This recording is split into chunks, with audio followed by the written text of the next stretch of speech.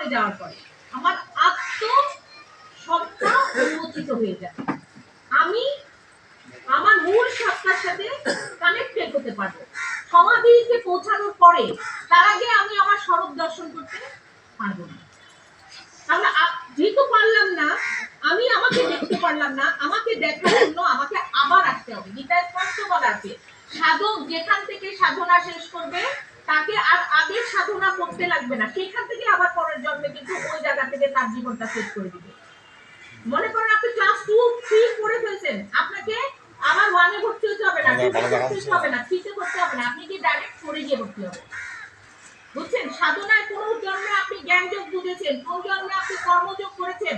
এইজন্য অনেকে বলে যে ভক্তিযোগ যদি করেন, আপনি যদি নাম যোগ করেন, আপনি একবার না একবার আপনি মুক্ত হয়ে যাবেন। ভক্তিতে মুক্তি, ভক্তিযোগ করলে। হ্যাঁ, ভক্তিযোগ করলে আপনি মুক্তি পাবেন, কিন্তু এক জন্মে না।